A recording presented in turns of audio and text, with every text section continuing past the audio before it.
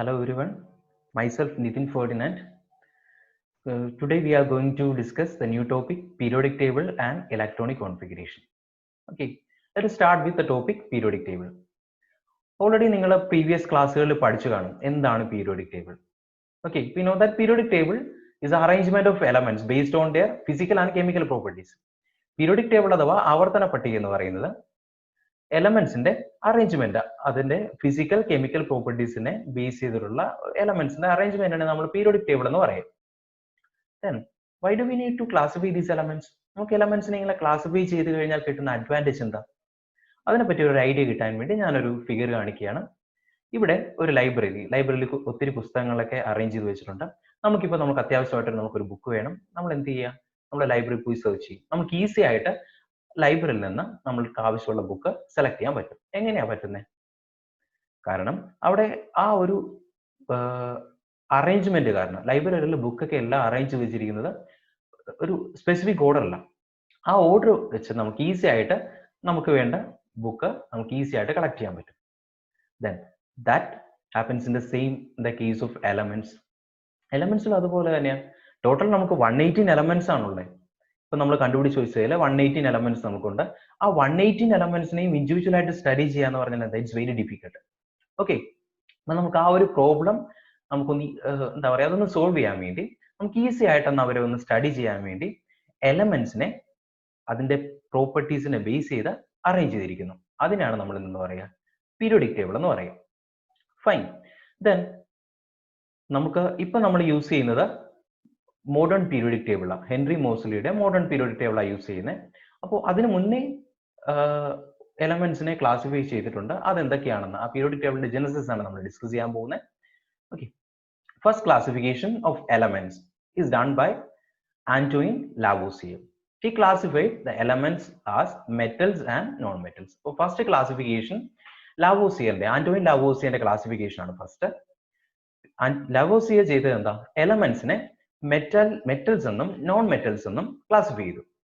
അതായത് metallic character കാണിക്കുന്ന എലമെന്റ്സിനെ metals എന്ന ഗ്രൂപ്പിലും അതുപോലെ നോൺ മെറ്റാലിക് ക്യാരക്ടർ കാണിക്കുന്ന എലമെന്റ്സിനെ നോൺ മെറ്റൽസും ആയിട്ടും ക്ലാസിഫൈ ചെയ്തു.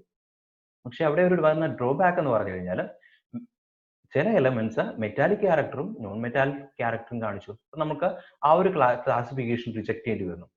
Okay, then next classification is done by John Dobereiner. John Dobereiner ആണ് അടുത്ത ക്ലാസിഫിക്കേഷൻ കൊണ്ടുവന്നത്. ജോൺ ഡോബറൈനർ എലമെന്റ്സ് അതായത് സിമിലർ പ്രോപ്പർട്ടീസ് കാണിക്കുന്ന എലമെന്റ്സിനെ അതായത് 3 എലമെന്റ്സ് വീതം ഓരോ ഗ്രൂപ്പ് ആക്കി മാറ്റി. ആ ഒരു ഗ്രൂപ്പിനെ നമ്മൾ പറയുന്നതാണ് ട്രയഡ്സ്. ഓക്കെ, അതായത് സിമിലർ പ്രോപ്പർട്ടി കാണിക്കുന്ന 3 എലമെന്റ്സ്. ദെൻ ആ ഒരു ട്രയഡ്സിന്റെ പ്രോപ്പർട്ടി എന്ന് പറഞ്ഞു കഴിഞ്ഞാൽ ഒരു ഗ്രൂപ്പിലെ ഫസ്റ്റ് എലമെന്റും തേർഡ് എലമെന്റിന്റെയും അറ്റോമിക് മാസിന്റെ ആവറേജ് ആയിരിക്കും സെക്കൻഡ് എലമെന്റിന്റെ അറ്റോമിക് മാസ്. എങ്ങനെയാ?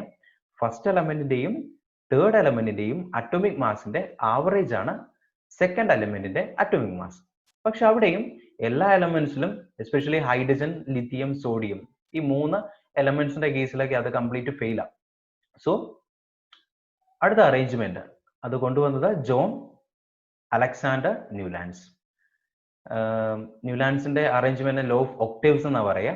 നമ്മൾ സാധാരണ സപ്തസ്വരങ്ങൾ പോലെയാണ്. സരിഗമ പദനിസ ഒരു റിപ്പീറ്റേഷൻ ഉണ്ട്. ഫസ്റ്റ് ഇവിടെ ലോ ഓഫ് ഒക്ടേവ്സിൽ ഫസ്റ്റ് എലമെന്റും 8 എലമെന്റും അതായത് ന്യൂലാൻഡ്സ് എലമെന്റ്സിനെ സീരീസ് ആയിട്ടാണ് അറേഞ്ച് ചെയ്തത്.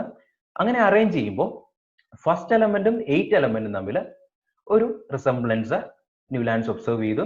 അപ്പൊ ആ ഒരു ബേസിലാണ് ന്യൂലാൻഡ്സ് എലമെന്റ്സിനെ അറേഞ്ച് ചെയ്തത്. പക്ഷെ അത് ലൈറ്റർ എലമെന്റ്സിന്റെ കേസിൽ അത് സക്സസ് ആയിരുന്നു. പക്ഷെ ഹെവിയർ എലമെന്റ്സിന്റെ കേസിൽ വരുമ്പോൾ അത് റിജക്ട് ചെയ്യേണ്ടി വന്നു. Then next classification is done by Dimitri Mendeleev. മെന്റലീഫിന്റെ പീരിയോഡിക് അറേഞ്ച്മെന്റിലാണ് എലമെന്റ്സിനെ ഗ്രൂപ്പായിട്ടും റോസ് ആയിട്ടും കോളംസ് ആയിട്ടും അറേഞ്ച് ചെയ്ത്. Then Mendeleev classified the elements based on their atomic mass, increasing order of their atomic mass. Atomic mass in increasing order ലാണ് arrange ചെയ്തത്. Then next classification is done by Henry Moseley. മോസ്ലിയുടെ periodic table ആണ് നമ്മളിവിടെ use ചെയ്യുക. മോസ്ലിയുടെ periodic അറേഞ്ച്മെന്റിൽ എലമെന്റ്സിനെ atomic നമ്പറിന്റെ ഇൻക്രീസിങ് ഓർഡറിലാണ് അറേഞ്ച് ചെയ്തിരിക്കുന്നത്. ഓക്കെ, ഇപ്പൊ നമ്മൾ യൂസ് ചെയ്യുന്ന പീരിയോഡിക് ടേബിളിന്റെ ഒരു പീരിയോഡിക് ടേബിളിന്റെ അറേഞ്ച്മെന്റ് ആണ് ഞാൻ കാണിച്ചിരിക്കുന്നത്. നമുക്ക് ടോട്ടൽ 118 എലമെന്റ്സ് ആണുള്ളത്. ആ 118 എലമെന്റ്സിനെ റോസ് ആയിട്ടും കോളംസ് ആയിട്ടും അറേഞ്ച് ചെയ്തിട്ടുണ്ട്. അറ്റോമിക് നമ്പറിന്റെ ഇൻക്രീസിങ് ഓർഡറിലാണ് എലമെന്റ്സിനെ അറേഞ്ച് ചെയ്തിരിക്കുന്നത്. ദെൻ നമുക്ക് ഈ പീരിയോഡിക് ടേബിളിന്റെ ബേസിക് ഐഡിയാസ് നമുക്ക് ഡിസ്കസ് ചെയ്യാം. പീരിയോഡിക് ടേബിളിൽ റോസ് ആയിട്ടും കോളംസ് ആയിട്ടും എലമെന്റ്സിനെ അറേഞ്ച് ചെയ്തിട്ടുണ്ട്. Total number of rows 7 rose ആണുള്ളത്, അതുപോലെ 18 കോളംസും. ദെൻ ഇവിടെ ഹൊറിസോണ്ടൽ റോസ് ഓഫ് എലമെന്റ്സിനെ പീരിയഡ്സ് എന്നാ വിളിക്കുക.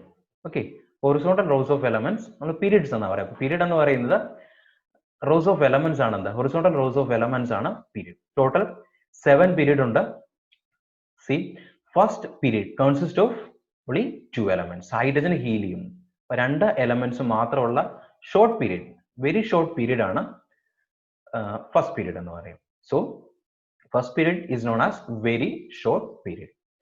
Then second period consists of, second and third period consists of 8 elements. Okay, second and third period consists of 8 elements. So second period is known as first short period and third period is known as second short period.